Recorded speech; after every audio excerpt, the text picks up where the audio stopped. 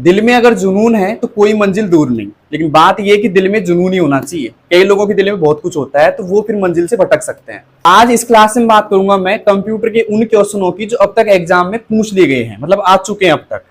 तो आपको इसमें अंदाजा लग जाएगा कि आपकी कंप्यूटर की तैयारी कैसी है। कोई कहां से पढ़ रहा है, कोई कहां से पढ़ रहा है, जहां से पढ़ रहा है तो उसको पता लग जाएगा कि हाँ ये क्वेश्चन मुझे आते हैं और मैं कितना रेडी हूं कंप्यूटर के सिलेबस में। ठीक है, चाहे आप राजस्थान पुलिस की तैयारी कर रहे हो, चाहे बीएसएफ एससीएम की कर रहे हो, चाहे पटवारी कर रहे हो, सभी में कंप्यूटर है दोस्तों, और सभी के लिए महत्वपूर्ण क्लास होने वाली है। ठीक है, तो चलते हैं बिना किसी देरी के आज की इस क्लास की ओर और देखते हैं कि कितने क्वेश्चनों का आप जवाब दे पाते हो। दोगे जवाब आप? अगर दोगे तो आइए पहला क्वेश्चन पढ़िए ध्यान से। माइक्रोसॉफ्ट वर्ड में सेव बटन कहां होता है? ये क्वेश्चन आ चुका है CHSL एग्जाम 2024 में।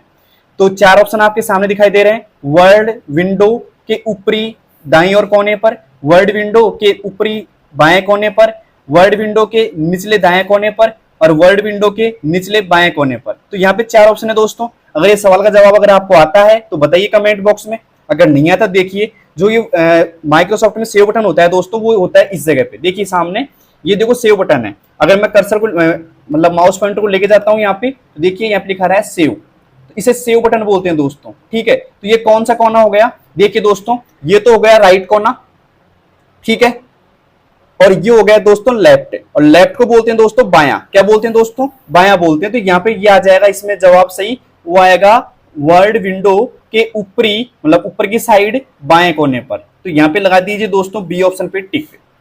तो दोस्तों ये क्वेश्चन आपको समझ में आया होगा अच्छी तरह। मैंने यहाँ पे लगा दिया कि ये बाईं ओर यहाँ पे दिखाई दे रहा है आपको ये ऑप्शन, देखिए ऊपर ध्यान से। तो इसे हम बोलते हैं दोस्तों सेव बटन। क्या बोलते हैं दोस्तों? Save button. तो ऐसा क्वेश्चन अगर आपको मिलता है तो आराम से आप कर सकते हो इसको। ठीक है, आगे चलते हैं दोस्तों अगले क्वेश्चन की ओर। अगला क्वेश्चन है दूसरे नंबर का, यह आ गया है सामने। MS वर्ड में कौन सा विकल्प आपको नए स्तंभ यानी कि कॉलम को दाईं ओर स्थानांतरित करने के साथ साथ में टेबल में एक नया स्तंभ यानी कॉलम इंसर्ट करने की सुविधा देता है? सीधी सट बात यह दोस्तों कि MS वर्ड में एक टेबल बनाएंगे, उस टेबल के दाईं ओर अगर आपको कॉलम इंसर्ट करना है तो कौन सा विकल्प आप उपयोग करोगे? इनमें से पहला आ रहा है इंसर्ट कॉलम वाला, दूसरा है insert column to right, insert column to the left या इंसर्ट टेबल। कौन सा उपयोग करोगे यहाँ पे विकल्प? देखिए दोस्तों मैं इसको समझा देता हूँ अच्छे से क्योंकि ये भी एग्जाम में आ चुका है। तो इसके लिए मेरे को लेनी पड़ेगी सबसे पहले टेबल। टेबल लेने के लिए दोस्तों यहाँ पे जाऊंगा मैं इंसर्ट में, टेबल तालिका जोड़ने के लिए इंसर्ट टैब में जाऊंगा दोस्तों, और यहाँ पे एक ऑप्शन आया टेबल का, मैं यहाँ पे टेबल ले लेता हूँ दोस्तों। जैसे मान लो मैंने यहाँ पे नीचे क्लिक कर लेता हूँ, जिससे टेबल मेरी नीचे आ जाएगी यहाँ पे, और एक छोटी सी टेबल मैंने यहाँ पे ले ली, ये ले ली दोस्तों। यहाँ पे तीन देखिए ये टेबल मैंने बना ली यहाँ पे। अब टेबल के अंदर देखिए क्या क्या मिलता है, थोड़ा समझा देता हूँ मैं टेबल को भी मैं आपको। जो पहली लाइन है ना दोस्तों ये वाली, इसे हम बोलते हैं रो। क्या बोलेंगे? रो। ठीक है, और यहाँ पे जो ये बॉक्स होते हैं ऐसे खड़ी लाइन होती है, इन्हें हम बोलेंगे दोस्तों कॉलम। जैसे एक कॉलम ये रहा, एक कॉलम ये रहा और एक कॉलम ये रहा। तो इस टेबल के अंदर कितने कॉलम है? 1 2 और 3 तो कॉलम है। और रो कितनी है दोस्तों? एक रो ये रही और एक रो ये रही, मतलब 2 रो है। तो बताइए दोस्तों सेल कितनी है? सेल के लिए देखिए दोस्तों सिंगल बॉक्स है ना, सेल बोलते हैं। जैसे एक सेल ये रही, एक ये रही, 2 3 4 और 5 और 6 सेल है इसके अंदर। सवाल ये था कि टेबल के दाईं ओर अगर हमको कॉलम इंसर्ट करना है तो कैसे करेंगे दोस्तों? देखिए हम यहाँ पे इस कॉलम को सिलेक्ट कर लेंगे, क्लिक कर लेंगे, दोनों में से कुछ भी कर लो क्योंकि टेबल का दाईं ओर कौन सा है? ये वाला है, ये बाईं ओर है और ये दाईं ओर है। यहाँ पे मुझे एक और स्तंभ यानी कि कॉलम इंसर्ट करना है, ऐसा ही जैसे ये कॉलम है ना 3, वैसे एक और यहाँ पे चौथा कॉलम इंसर्ट करना है और ये दाईं ओर करना है, लिख रखा है यहाँ पे सामने दाईं ओर नया कॉलम इंसर्ट करना है। तो क्या करेंगे दोस्तों? उसके लिए जाएंगे, देखिए जब मैं यहाँ पे टेबल पे क्लिक करता हूँ तो यहाँ पे 2 ऑप्शन खुल के आते हैं नजर, टेबल टूल्स में डिजाइन का और लेआउट का। तो लेआउट के अंदर जाएंगे दोस्तों हम, और यहाँ पे देखिएगा जो कॉलम और रो इंसर्ट करने का ऑप्शन आता है वो यहाँ आता है, मतलब रो एंड कॉलम इंसर्ट करने का। और यहाँ पे देखिए लिख रखा है इंसर्ट राइट। क्या लिख रखा है दोस्तों? Insert right. अब देखिए मैं यहाँ पे जैसे ही क्लिक करता हूँ ना दोस्तों, तो देखिए यहाँ पे क्या होने वाला है, एक नया कॉलम इंसर्ट हो गया ये रहा दाईं ओर।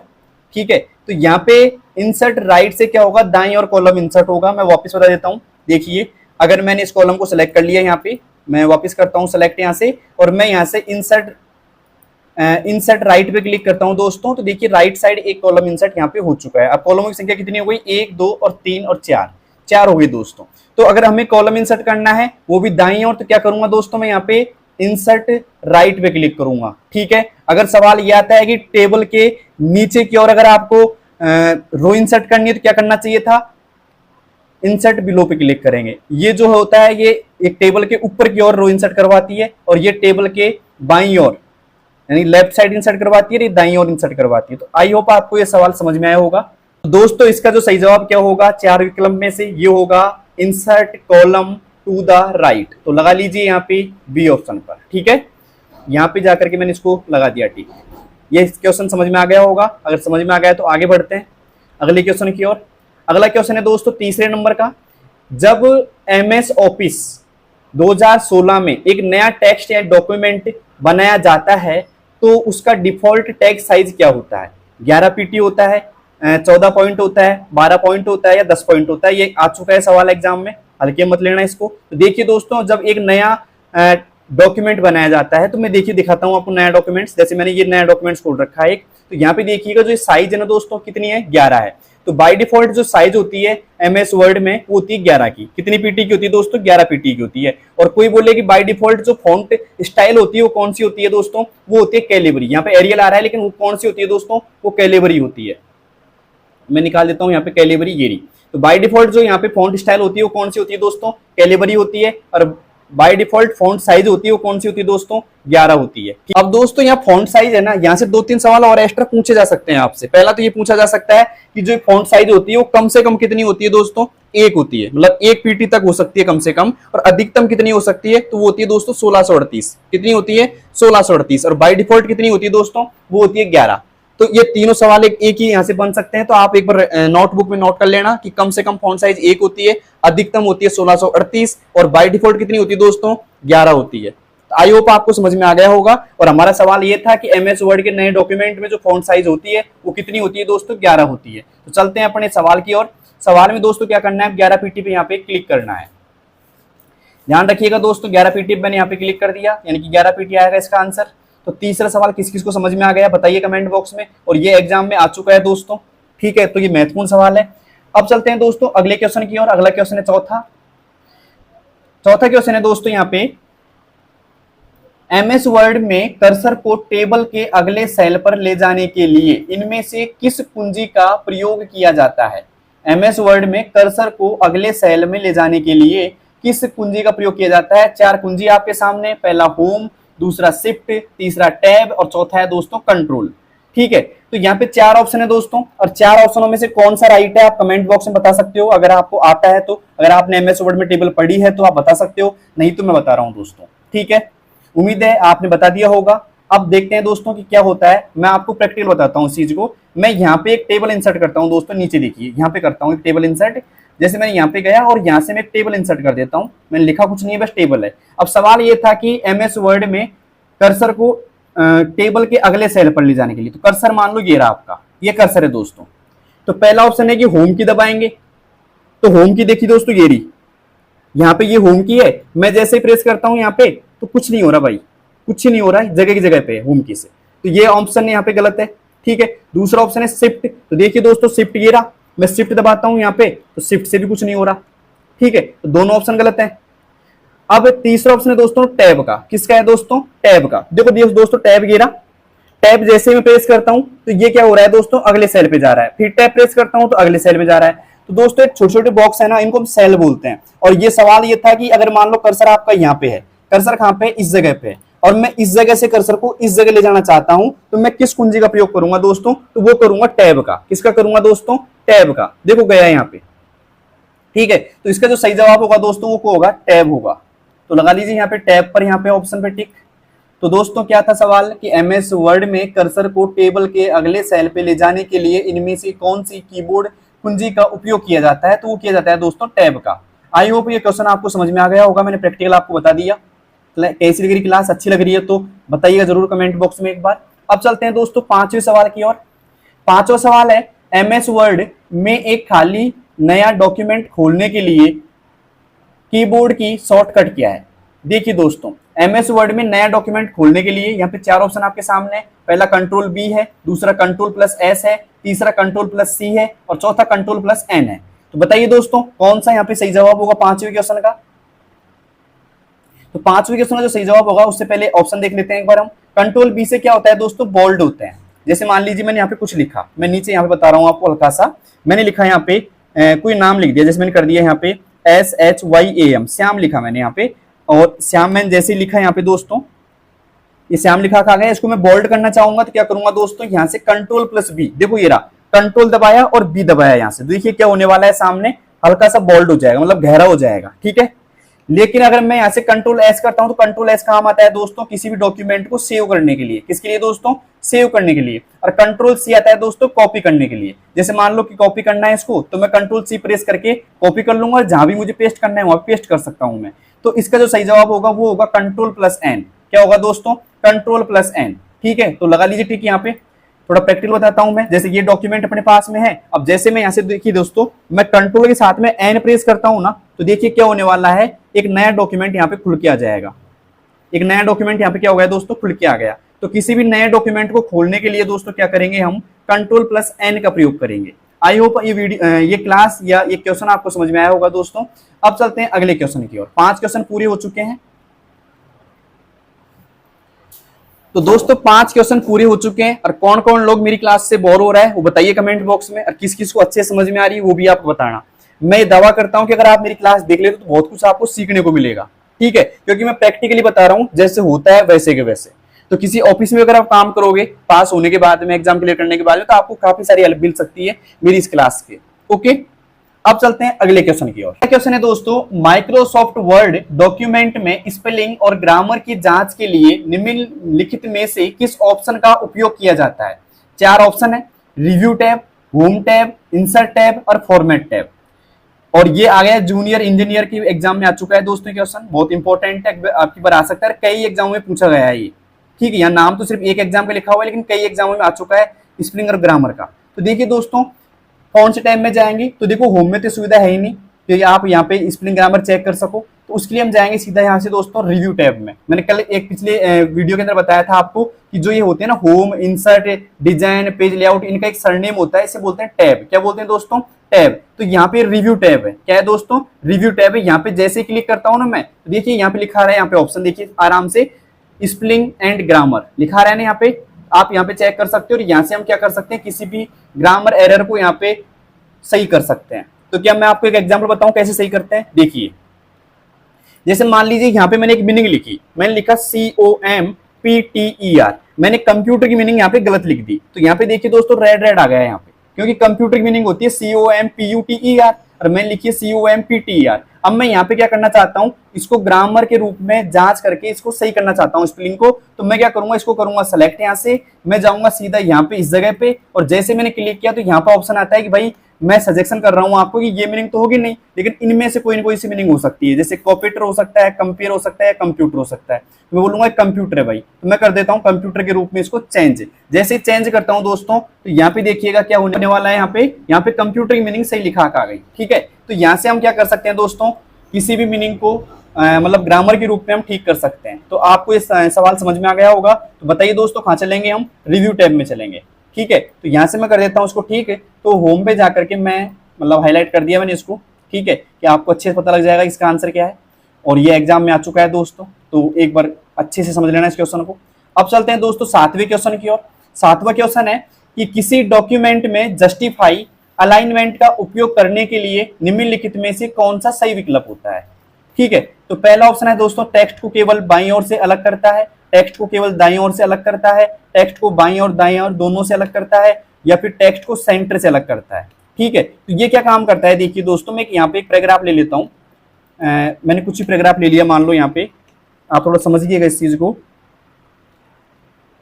मैंने यहाँ पे एक पैराग्राफ ले लिया ये।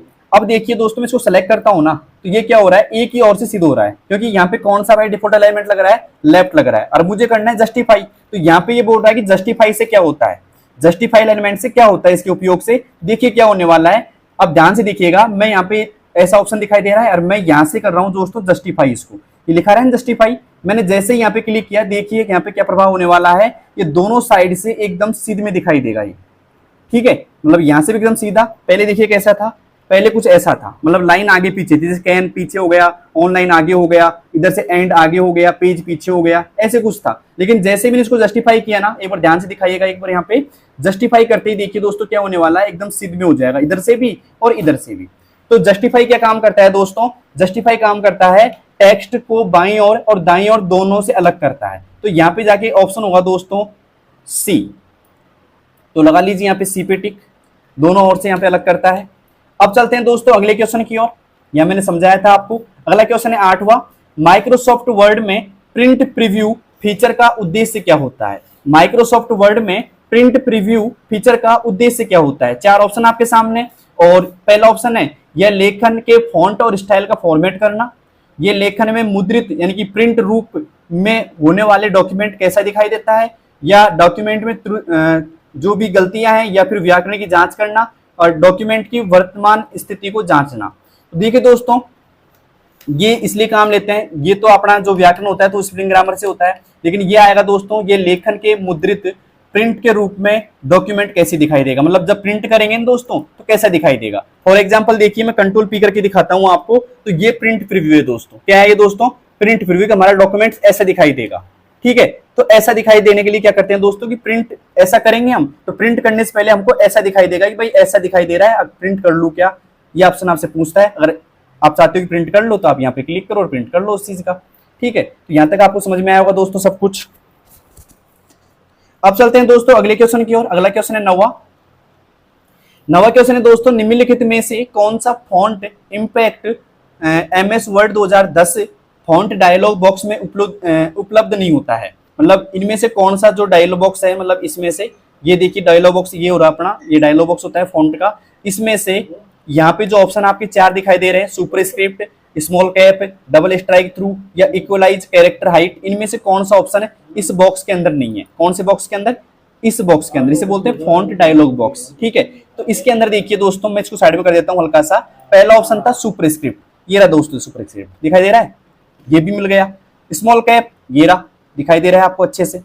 तीसरा ऑप्शन है डबल स्ट्राइक थ्रू, ये रहा भाई बैठा है यहाँ पे देख लो आराम से, ये भी मिल गया। और चौथा ऑप्शन है इक्वलाइज कैरेक्टर हाइट, तो ये ऑप्शन यहाँ पे इसमें मिलता नहीं है दोस्तों। ठीक है, तो इसका जो सही जवाब होगा वो क्या होगा दोस्तों? D option, equalise character height. तो लगा लीजिए ठीक यहाँ पे। बात करते हैं दोस्तों 10वें क्वेश्चन की ओर। तो 10वां क्वेश्चन है दोस्तों, MS वर्ड में जब हमें समान टेक्स्ट को दोबारा टाइप करने की आवश्यकता होती है तो निम्नलिखित में से किस ऑप्शन का उपयोग किया जा सकता है, क्योंकि ये समय और प्रयास को कम करता है? ये क्वेश्चन आ चुका है कांस्टेबल फीमेल इन दिल्ली पुलिस एग्जामिनेशन में आ चुका है दोस्तों 2023 में। तो ये बहुत महत्वपूर्ण क्वेश्चन है वैसे भी। तो रिप्लेस का ऑप्शन होगा, फाइंड का होगा, कॉपी का होगा या कट का होगा? तो सवाल ये है, मैं समझा देता हूं आपको कि भाई अगर मान लो आपने समान ही कोई चीज लिखनी है बार बार आपको, तो उनको अगर आपको समय बचाना है उसके लिए और प्रयास भी कम करना है तो हमें क्या करना चाहिए? रिप्लेस करना चाहिए, फाइंड करना चाहिए, कॉपी करना चाहिए, कट करना चाहिए। तो रिप्लेस में क्या होता है दोस्तों? एक जगह से कोई अक्षर को बदलना, मतलब राम लिख रखा है राम की जगह श्याम कर दिया तो वो बदलता है रिप्लेस। तो फाइंड का काम करता है कोई भी चीज को ढूंढता है एक तरीके से। ठीक है, कॉपी आएगा दोस्तों इसमें। कॉपी का काम करता है, देखिए मान लीजिए मेरे पास ये 4 ऑप्शन है और मुझे ऐसे कैसे ऑप्शन यहाँ पे चाहिए नीचे, तो मैं क्या करूंगा उसके लिए, मैं यहाँ से सिलेक्ट करूंगा पहले, फिर मैं यहाँ से कॉपी कर लूंगा। कॉपी ये रहा दोस्तों, कॉपी कर लिया मैंने इनको, और मुझे मान लीजिए यहाँ पे चाहिए नीचे ये ऑप्शन, तो मैं यहाँ से इसको पेस्ट कर दूंगा। पेस्ट यहाँ से मैं कर सकता हूँ। तो देखिए सेम टू सेम आ गए, मेरा प्रयास भी कम लगा और मुझे यहाँ पे समय भी कम लगा। तो एक जगह से मैटर को उठा करके सेम मैटर को दूसरी जगह लेके जाने के लिए हम क्या करेंगे दोस्तों? कॉपी करते हैं। तो इसका जो सही जवाब होगा दोस्तों कि समय और प्रयास दोनों बचना चाहिए आपका, तो उसके लिए हम करेंगे दोस्तों कॉपी। क्या करेंगे दोस्तों? कॉपी करेंगे यहाँ से। और ये बहुत इंपॉर्टेंट क्वेश्चन है क्योंकि घुमा फिरा के क्वेश्चन दिया है एक तरीके से ये। तो आई होप आपको ये क्वेश्चन आपको अच्छे समझ में आ गया होगा। तो इस क्लास के अंदर मैंने 10 क्वेश्चनों के ऊपर चर्चा की है और मैंने 10 के साथ साथ में काफी कुछ बताया भी मैंने, मतलब प्रैक्टिकल ज्ञान भी आपको दिया है काफी कुछ। तो ये क्लास अगर आपको पसंद आती है तो आप कमेंट बॉक्स में जरूर बताना दोस्तों। अगर आपको क्वेश्चन की संख्या बढ़ानी है तो वो भी कमेंट बॉक्स में बताओ कि कितनी क्वेश्चन की संख्या लेके आए हम एक साथ में। ठीक है, या फिर आपको लगता है कि और इंपॉर्टेंट क्वेश्चन होने चाहिए और बड़े क्वेश्चन, अच्छे क्वेश्चन होने चाहिए, तो वो भी हमें कमेंट बॉक्स में बताएं। तो आपकी क्या राय है इस क्लास के ऊपर, उस राय को एक बार जरूर शेयर कीजिएगा। हम उस राय को देखते हुए अगली क्लास लेके आएंगे अब। ठीक है, मैं चाहता हूं कि आप लोगों की क्या राय रहती है इस क्लास के ऊपर। आप अच्छे से कमेंट करना कि हमें ये क्लास चाहिए, ऐसी क्लास चाहिए कंप्यूटर के ऊपर, मैं वो क्लास लेके आऊंगा। आपको पिछले ईयर के क्वेश्चन चाहिए वो बताइए, या फिर आपको नए क्वेश्चन कैसे बनेंगे तो वो बताइए। जैसा आपकी मर्जी है वैसा बताइए कमेंट बॉक्स में, मैं उसके आधार पर एक नई क्लास बनाऊंगा दोस्तों। ठीक है, तो उम्मीद है ये क्लास आपको अच्छी लगी होगी, समझ में आई होगी, और मैं ये दावा करता हूं दोस्तों कि अगर आप क्लास देखते हो तो एक दो क्वेश्चन जरूर मिलेंगे इसी क्लास के अंदर से, ठीक है, क्योंकि मैंने काफी हद तक आपको बहुत अच्छे समझा दिया दोस्तों, सारे ऑप्शन मैंने चर्चा की है। तो कैसी लगी ये क्लास? अच्छी लगी तो एक लाइक जरूर कर देना बस, ठीक है। मिलते हैं दोस्तों अगली क्लास में।